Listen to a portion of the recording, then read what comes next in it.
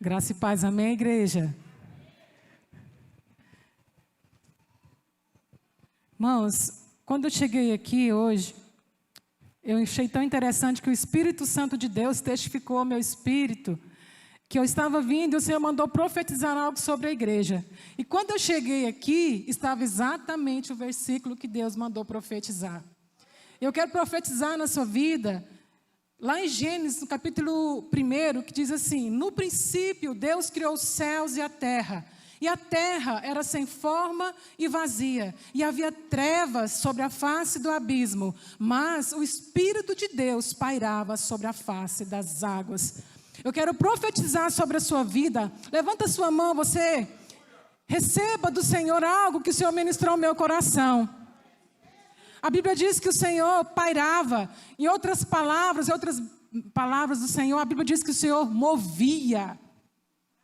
Eu quero profetizar sobre a sua vida. Você é a terra de Deus. Eu quero profetizar a vida, o mover de Deus em todas as áreas da sua vida. A Bíblia diz que a terra era sem forma, onde não houver forma, onde houver o vazio, que o Senhor entra com a sua transformação e entra com a sua vida para a glória dEle, em nome de Jesus. Se você recebe, dê um aplauso ao Senhor, porque Ele que é bom e eterna a sua misericórdia. O Senhor me deu uma palavra e Ele falou para falar sobre fé, no culto fé, amém? E a palavra que o Senhor me deu foi exatamente assim: crer e andar na fé, crer e andar sobre a palavra de Deus, amém? E o Senhor nos deu essa palavra, está lá em Hebreus, capítulo 11, do versículo 1 ao 3. A Bíblia diz assim, que a fé é o firme fundamento das coisas que se esperam e prova e certeza daquilo que não se vê. A Bíblia fala que a fé é algo que é firme, é algo que tem força, que tem poder. E ele continua dizendo no versículo 2: pois pela fé os antigos obtiveram um bom entendimento. E o 3: pela fé entendemos que foi o universo formado pela palavra de Deus, de maneira que o visível veio a existir das coisas que não aparecem. Deus quer falar conosco através dessa palavra e através do crer e do andar. E nesse primeiro momento o Senhor mandou profetizar e dizer que para você andar e para você viver pela fé, você tem que crer nessa palavra. O Evangelho diz que a fé ela é firme e ela tem fundamento. E através do fundamento, que é um alicerce, que nós podemos andar por ela. E o Senhor nos chama a ver esses fundamentos, a entender sobre isso, no Evangelho de Mateus. Lá no capítulo 6, do 47 ao 49, o Senhor fala sobre esse fundamento. Também João, no capítulo 6, do versículo 47 ao 49, também fala sobre esse fundamento. Existe uma parábola do fundamento. Ela é chamada parábola dos fundamentos. E também ela é chamada a parábola dos dois construtores. Então, lá no livro de Mateus, eu vou ler para você bem rapidinho o que está escrito. Mateus, capítulo 7, do 24. Do 24 ao 27. Todo aquele, pois, que ouve estas minhas palavras e as pratica, será comparado a um homem imprudente que edificou a sua casa sobre a rocha. E caiu a chuva, transbordaram os rios, sopraram os ventos e deram com ímpeto contra aquela casa, que não caiu, porque fora edificada sobre a rocha.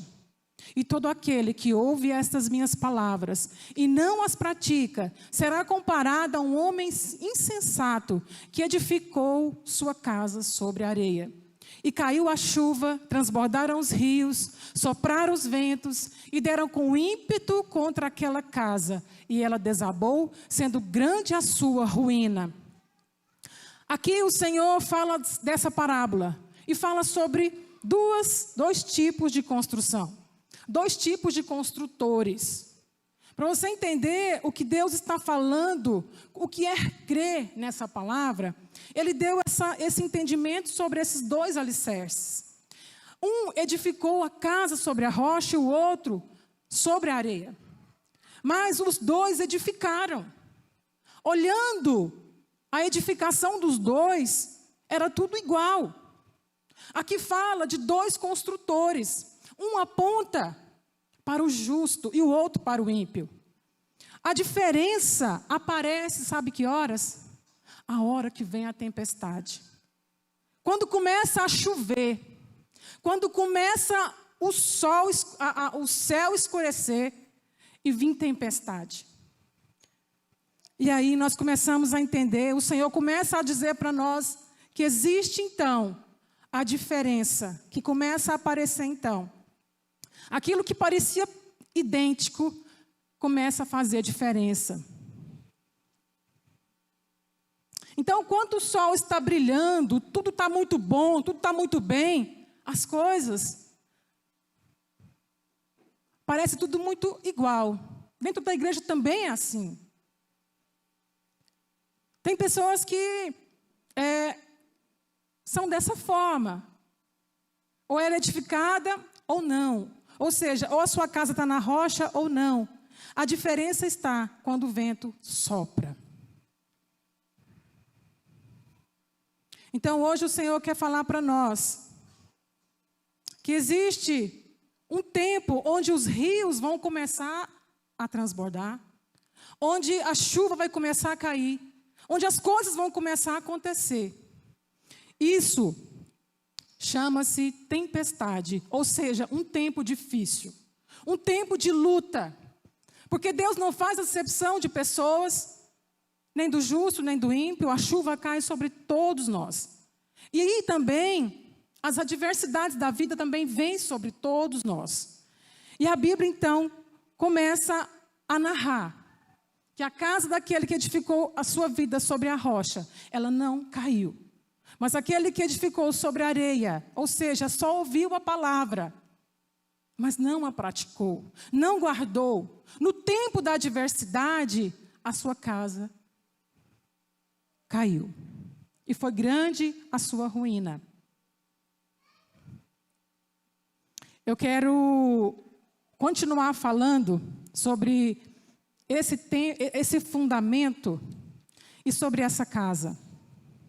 Eu quero falar para você que a sua vida, a sua casa, a casa somos nós. A sua casa, ela só vai permanecer de pé se o Senhor for a rocha, se o Senhor for o alicerce, se o Senhor estiver com você, pode vir a chuva, pode vir a tempestade, porque ela vem. A Bíblia diz que no mundo tereis aflições, mas o que o Senhor diz? Tende bom ânimo. Eu venci o mundo. E se Deus venceu o mundo, nós também venceremos. Por quê? Porque a nossa casa tem um construtor. Tem alguém que edifica em nós, porque o mérito não é nosso. Essa casa é uma casa que ela não é terrena, porque isso aqui vai morrer, vai acabar. Mas essa casa, a nossa casa espiritual, que é a casa que vem do Senhor, é a casa espiritual na presença de Deus, é para a eternidade. E isso não vem de homem, isso vem de Deus. Isso vem do Senhor, que nos comprou por um preço de sangue. Então, as coisas que nós passamos nessa terra são momentâneas. Mas o Senhor diz que mesmo aqui, nós iremos vencer. Amém? Mas só que nós não vencemos na nossa capacidade humana. O Senhor está dizendo, é preciso crer, é preciso ter fé. Porque Deus é o nosso Senhor e nos guarda. A Bíblia diz que pela fé, os antigos deram testemunho. Se você for ler todo o texto de Hebreus 11, você vai ver a galeria dos heróis da fé. Todo testemunho, ele só tem edificação se a glória for para Deus. Todos que passaram por tribulações, todos que venceram, eles estão registrados na palavra. E nós vemos que a glória vai para o Senhor dos Senhores. E outra coisa, parece que a fé é um passo para o escuro. É um passo no escuro. Às vezes nós achamos que a fé é isso. Mas a fé, ela tem seus próprios olhos. A fé não é humana. A fé não é algo humano. É algo espiritual. Não é algo que se toca. Mas é algo invisível. O invisível que veio a existir. Deus quer falar para nós que a fé, aquilo que Ele que está lá, inclusive no versículo 3 de Hebreus 1:3, o que Deus fala para a gente, Ele que é o resplendor da glória e a expressão exata de seu ser, sustentando todas as coisas pela palavra do seu poder, depois de ter feito a purificação dos pecados, assentou-se à direita da majestade nas alturas. Hebreus 11, o versículo 3. Ora, pela fé, entendemos que foi o universo formado pela palavra de Deus, de maneira que o visível veio a existir das coisas que não aparecem. O mundo veio a existir, aquilo que você vê hoje, esse mundo e toda a sua plenitude, ele veio a existir daquilo que não existia. É isso que Deus está falando. Que tudo que existe hoje veio do que não existia, do que era invisível. Tudo que existe hoje veio pela palavra de Deus. O Senhor fala para nós que nós não podemos viver por vista. A fé, ela tem seus próprios olhos. E o mundo espiritual, ele é tão visível quanto eu estou te vendo aqui agora. Porque Deus, Ele é o que é. E Ele não muda. Então a palavra dele diz para nós, creia, porque eu sou, foi eu que fiz todas essas coisas. Nada aqui existia, mas foi pela minha palavra que tudo veio a existir. O Senhor quer que você ande pela palavra dele. Não olhe para o natural, porque as coisas de Deus não são naturais, elas são espirituais. Amém? E o Senhor diz que nós podemos viver dessa forma, porque aquele que tem fé agrada a Deus. Se que nós queremos agradar a Deus, temos que ter fé. E aquele que agrada ao Senhor, o Senhor se agrada dele. Amém? A fé, como eu disse, não é um passo para a escuridão, não. Pelo contrário, a fé é a luz para a nossa vida. A fé é luz para o nosso caminho. Ela tem a sua visão própria. Não é uma visão humana, não é uma visão palpável. Ela é espiritual. E tudo aqui foi formado por Ele e por meio dele. Eu quero falar mais outra coisa. Ninguém vai chegar diante de Deus e dizer que não conhecia Deus. Sabe por quê? Porque a terra e toda a sua plenitude e tudo que nela há glorifica a Deus. Tudo aponta para Deus. Tudo diz que foi Ele que fez. Ninguém vai chegar e dizer: Senhor, eu não sabia. Senhor, eu não te conhecia. Não. Ele vai dizer que nós somos indesculpáveis de tudo, porque ele se deixou ser conhecido por nós. Ele não é um Deus que se detém no invisível, não. Ele se fez conhecer dentro de nós. O Senhor colocou uma porção de fé dentro de cada um de nós, para que nós possamos conhecê-lo. Ninguém vai chegar indesculpável diante de Deus. Está lá em Romanos 1:20, que fala sobre isso. Porque os atributos invisíveis de Deus, assim o seu eterno poder, como também a sua própria divindade, claramente se reconhecem desde o princípio do mundo, sendo percebidos por meio das coisas que foram criadas. Tais homens são, por isso, indesculpáveis. Ninguém vai chegar diante de Deus e dizer: eu não te conhecia.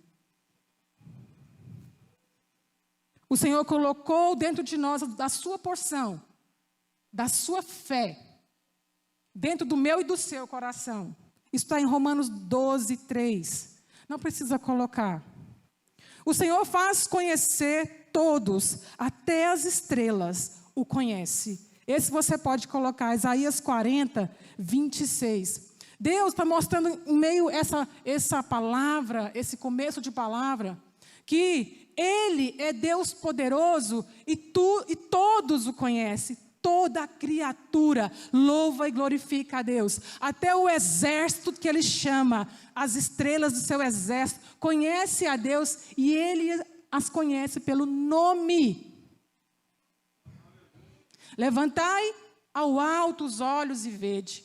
Quem criou estas coisas? Aquele que faz sair o seu exército de estrelas, todos bem contados, as quais ele chama pelo nome, por ser ele grande em força e forte em poder. Nenhuma só vem a faltar. Se Deus conhece todas as estrelas, se você pode contar, olhe para o céu e tente, porque você não vai conseguir. São muitas estrelas. Se Deus conhece todas as estrelas, Ele também te conhece e te chama pelo nome. Você é importante para Deus, o seu problema é importante para Deus, Ele te vê, Ele move a seu favor. O Senhor manda com essa palavra que nós possamos crer nele. Não tem como não crer num Deus que invisível torna tudo possível através do seu poder, tornando visível aos nossos olhos, para que creamos. Amém? Amém, irmãos? O Senhor nos manda crer nele e depois nos chama para andarmos com ele. Fala, o Senhor me chama para andar com ele. Em Mateus 14:28, não vou ser muito longa nessa palavra, mas eu quero que você preste atenção, porque Deus quer falar com você. Amém? O Senhor chama Pedro para experimentar dele. O Senhor te chama nessa hora para que você experimente dele. Ninguém que experimenta do Senhor sai como, fica como está. Algo muda dentro do seu coração. O Senhor permite que passemos por dificuldades, tribulações, para que experimentemos o sobrenatural dele. Mateus 14:28. Diz assim: respondendo-lhe Pedro, disse: se és tu, Senhor, manda-me ir ter contigo sobre as águas. Eu achei Pedro ousado, muito ousado. Mas, através dessa atitude, ele deixou exemplos muito lindos para nós, exemplos maravilhosos. Então, o Senhor, Ele vai permitir você passar por dificuldade. A Bíblia diz, essa palavra, quando Pedro, ele falou para o Senhor que se ele poderia ir ao seu encontro, isso está falando de um episódio que aconteceu. Jesus, ele estava com os seus discípulos e uma grande multidão estava com ele. E de repente o Senhor mandou os discípulos entrarem no barco e passar para o outro lado do mar. Só que em certa altura da noite, esse barco começou a ser arremessado por grandes ondas. Aí, olhando isso lá do monte, porque Jesus estava sozinho e estava orando. Orando. Jesus, sendo Deus, estava orando ao Pai. Quando alguém ora por nós, por você e por mim, algo vai acontecer. Deus vai dar um livramento e Ele vai usar você. Lá do monte, Jesus orando, Ele viu o que estava acontecendo com seus discípulos. Jesus viu? Viu. Jesus sabia? Sabia. Por quê? Porque Ele era 100% Deus. Ele é 100% Deus e 100% homem. Ele sabe o momento exato que vamos passar por dificuldades. Ele sabe, Ele vê. E Ele permite. Sabe por que Ele permite? Porque quando Jesus ficou sozinho, Ele disse, vão para o mar.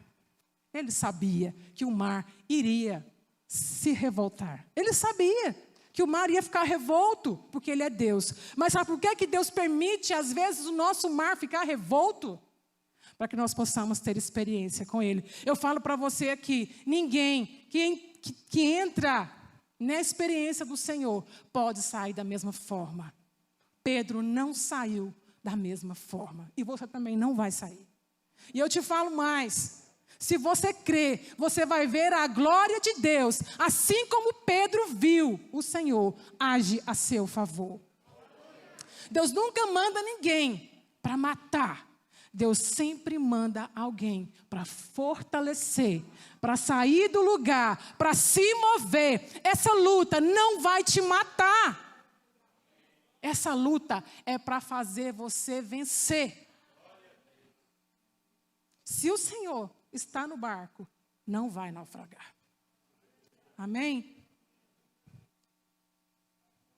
Alguns princípios o Senhor nos ensina com essa passagem. Primeiro, antes mesmo dos discípulos clamarem por Jesus, Ele os viu. Jesus estava orando. Ele vela por nós. Salmos 121, 3. O Senhor vela por cada um de nós. Deixa eu ler esse salmo. E não permitirá que os teus pés vacilem. Não dormitará aquele que te guarda. Você crê?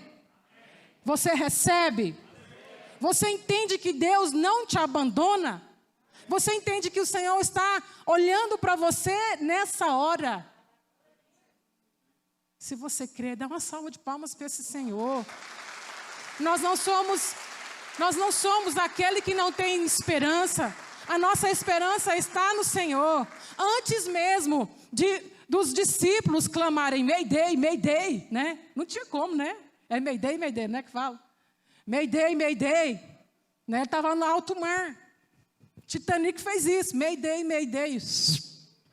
Me dei mal. Por quê? Porque quando aquele homem construiu aquele navio, ele disse, nem Deus afunda esse barco. Só que Deus não se deixa escarnecer. Aquele que zomba de Deus, Deus não se deixa escarnecer. Agora, aquele que confia no Senhor, o Senhor diz que não dorme, o Senhor diz que vela, o Senhor diz que cuida. Amém? Essa é a diferença do naufragar e quando você está morrendo ali, o Senhor pega na sua mão e te tira. Por quê? Porque você está firme na palavra. Você não está firme nas coisas naturais desse mundo. Você está firme na palavra. Nós somos doidos. Nós somos malucos. Por quê? Porque a palavra de Deus é loucura para aqueles que ouvem. Pensa, falar em algo que é invisível. Pessoas querem apalpar, querem ver. Eu quero. O eu é muito grande. Mas o Senhor diz para nós que Ele é Deus que vela por nós. Não foi Pedro que foi ter com Jesus sobre as águas, mas Jesus é que foi a Pedro sobre as águas. Primeiramente, o Senhor sabe exatamente a hora que precisamos dele. Foi Jesus que foi a Pedro. Ele sabia da necessidade dos discípulos. Só que quando Pedro viu Jesus andar sobre as águas, antes ele achou que era um fantasma. Antes ele estava morrendo de medo. E quando Jesus disse, não tenha medo, sou eu, não temas, tenha bom ânimo. Tem coisas na nossa vida que o Senhor precisa nos acalmar. Primeiro, Jesus acalmou os discípulos, dizendo, olha, eu estou aqui, sou eu. O Senhor fala para você, eu estou aqui, eu não te deixei, sou eu, calma aí. Aí quando Pedro viu, ele falou, Senhor, então manda-me ir até o Senhor. E o Senhor diz, venha. Aí Pedro andou sobre as águas. Foi assim? Foi? Foi. Mas eu acredito que Pedro andou, foi sob a palavra ordenada do Senhor. Ele disse, então vem Pedro. E o Senhor então acreditou. Pedro então acreditou, porque ele ouviu a voz do seu Senhor. Amém? Então Pedro começou a andar sobre as águas, porque o Senhor o chamou para ter uma experiência com ele.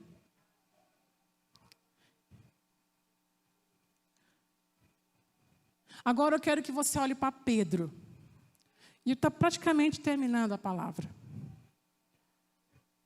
Para experimentar o sobrenatural, Pedro teve que tirar os olhos, ou o foco, do que era natural. Pedro consegue, do que era natural. Pedro até consegue em algum momento. Começou até a andar. Mas em um certo momento, no versículo 30 e 31, ele começa a sentir medo. Versículo 30 e 31. Ele começou a sentir medo. Conta a palavra que ele começa a afundar. E eu fico imaginando, algumas vezes, você põe para a gente, minha amada, esse versículo, 30 e 31, de Mateus.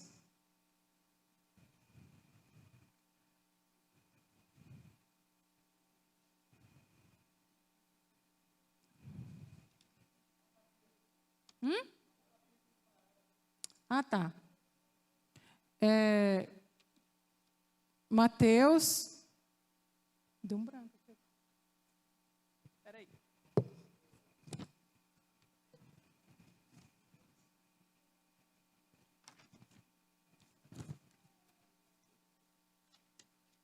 Mateus 14. Então, reparando, porém, na força do vento, teve medo e, começando a submergir, gritou, salva-me, Senhor. E prontamente, Jesus, estendendo a mão, tomou e lhe disse, homem de pequena fé, por que duvidaste? Quando eu li esse texto, já li várias vezes, e antigamente, quando eu olhava esse texto, eu pensava comigo mesmo, Pedro foi um vacilão. Não é? Imagina, estava com Jesus, andava com Jesus, via Jesus, e quando ele estava ali andando sobre as águas, em um certo momento ele sentiu medo, mas Jesus estava lá. Jesus estava lá. E aí eu pensava, nossa, mas Pedro, por que ele não continuou? Estava tudo dando certo. Era o queijo e a goiabada. Estava tudo muito bom. E aí, o Senhor me fez me colocar no lugar de Pedro. Porque a gente olha muito o defeito do outro. O Senhor disse isso para a gente. Mas a trave que está no nosso olho, a gente não vê. E o Senhor me fez, por algum momento, estar no lugar de Pedro. E eu tenho muito medo de água. Eu tenho pavor de água. Você quer me deixar brava ou chorar? me fazer brincadeira comigo dentro de água. Né? O Josiel, nós viajamos, o Josiel fez uma brincadeirinha comigo, me pegou assim, eu estava quase chorando já. Aí a Luciana falou, pai, larga minha mãe, ela está quase chorando. Mas eu estava desesperada. Na hora que ele me colocou no chão, estava com areia ainda, estava tudo tranquilo. Mas aí o Senhor me fez entender que Pedro, ele é um ser humano como nós. Ele deixou o exemplo de Pedro. Por quê? Porque nós também, em meados a tribulações, o Senhor falou comigo. Será que você também não submergiu em algum momento?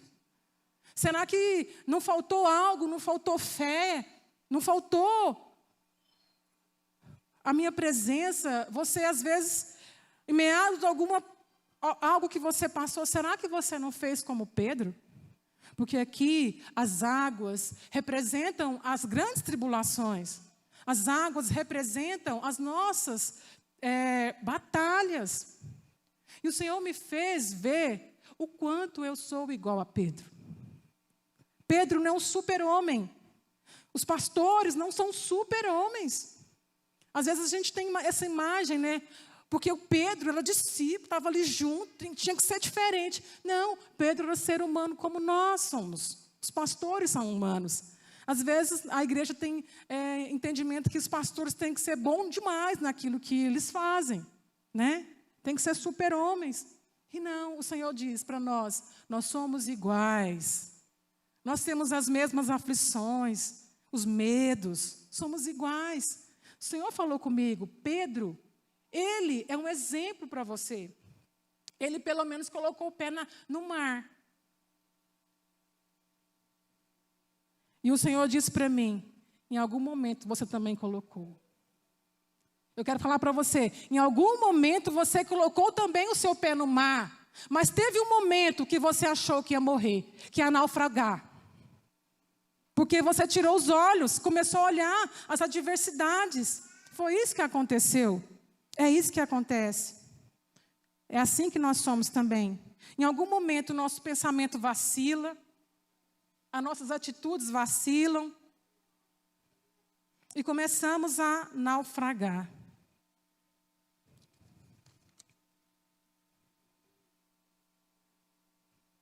Hoje o Senhor quer pegar na sua mão e na minha e dizer que Ele está te olhando.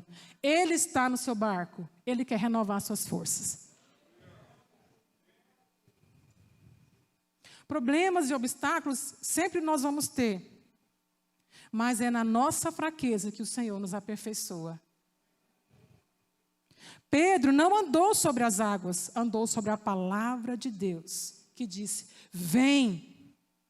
Quando andamos pela palavra de Deus, desafiamos a lógica, andamos na contramão do mundo, e o mundo não entende e não acredita, pois no seu coração não crê, fazendo a palavra de Deus ser mentirosa. E a Bíblia diz, em Números 23, 19, que Deus, Ele não mente. Deus, Ele não mente. Números 23, 19.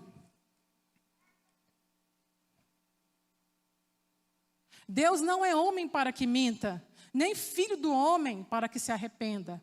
Porventura, tendo Ele prometido, não fará? Ou tendo Ele falado, não o cumprirá? Eu quero falar para você que essa palavra é para os que creem. Essa palavra é para aquele que confia. E nem todos confiam. E nem todos creem. E a Bíblia fala sobre isso. Mas sabe, eu quero, por último, terminando, eu quero que você olhe comigo o que Deus fez com Pedro. Sempre somos corrigidos por Deus para o crescimento nosso e corrigidos em amor. Recebe isso em nome de Jesus. Eu não sei o que você está passando, a sua dificuldade, mas hoje Deus quer te corrigir em algo, em amor. Jesus, em nenhum momento, ele disse que Pedro tinha faltado a fé. Pedro teve fé, todo o tempo ele teve fé. Não foi isso o problema. O Senhor disse para ele que ele tinha pouca fé. Ele tinha pouca fé. Isso quer dizer que a nossa fé tem níveis de crescimento. E a Bíblia fala também que ele teve, não só, Jesus disse que Pedro não tinha fé, mas que a fé dele estava pequena.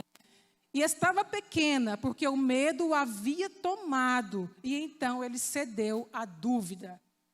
A Bíblia diz que o amor lança fora o medo. Mas naquela hora ele teve tanto medo que a dúvida veio. E a dúvida é como as ondas do mar. O homem que tem dúvida, ele não prospera. Se uma pessoa pensa que vai fazer uma faculdade, ele fica, não sei se eu faço isso ou se eu faço aquilo. Se eu faço engenharia ou se eu faço medicina. Ou se eu tenho ou se eu quero fazer algo, tipo, eu quero ter um comércio ou eu quero prestar um concurso. Se você não sabe o que fazer, isso chama pensamento dobre. O homem dobre, ou seja, aquele que não firma o seu pensamento, esse homem não prosperará. E Deus não vai entregar a ele a sua bênção, porque ele tem dúvida. E foi nesse momento que o Senhor chamou a atenção de Pedro, mas em momento algum ele deixou Pedro sozinho. Ele chamou a atenção. Ele falou, olha, homem de pequena fé, homem bullying, né? Por que você duvidou? Deixou a dúvida entrar?